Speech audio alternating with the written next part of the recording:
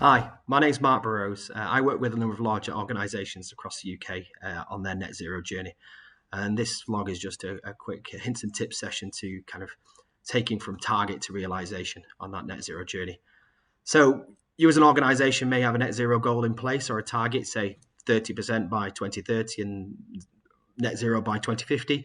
Brilliant, thumbs up. But where now? And I think the next stage for you is kind of that road mapping session. So let's quickly get into that. There's 4 top tips for me to get there. The first of all is develop a steering committee.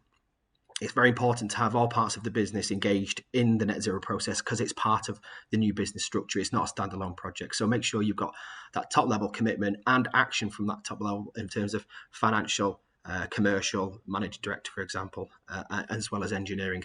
All elements of the business will be needed and required as part of this journey. The second tip is understand your data. So you have collated numerous data to help define what your net zero target was. You understand your scope 1, 2, 3 emissions, I'm sure.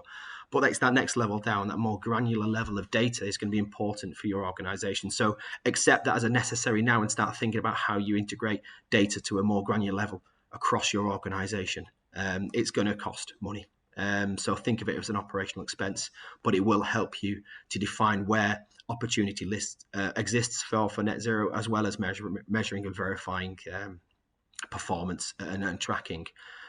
Think about data ownership. That's going to be very important. Do you have legacy systems in place that are undertaken by a third party, for example, where you need to get hold of that data now and build it into a singular platform, for example, to help progress tracking and so on.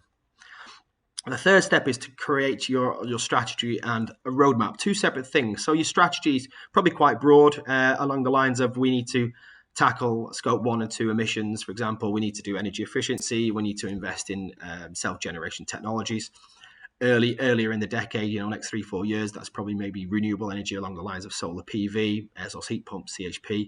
And later in the decade, a more broader target to decarbonize heat, for example, with hydrogen, but obviously technology's got to catch up. So that's the broad strategy. We need to put the meat on the bones. We need to understand how you're going to get there year on year. What is the plan? And it can't be as linear as we're going to save 3% for the next 10 years.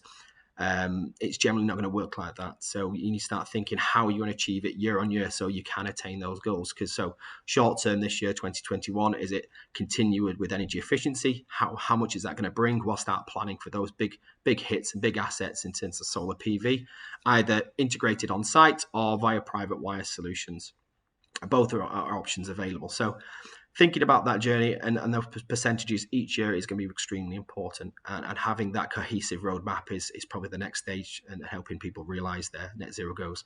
And that falls into step 4, which is get a program works up and running. And this is general project management, but understand probably for a year to 18, understand what projects you focus on and what resources are required. Wrapping all that together, we really understand how you're going to commercialize these things, how you're going to pay for them. You're going to finance, you're going to capex. Resources are going to be very important. Are you going to have that internally, or are you going to use external expertise? Big questions, big answers. But once you start getting those kind of answers ticked off, your net zero journey will start really kicking in and moving forward. So this is just a little bit of advice from myself. Hopefully it's been useful. But if you do need any more advice, you can obviously get in touch, and I'm happy to help, and my colleagues here at Empower as well. Thank you very much.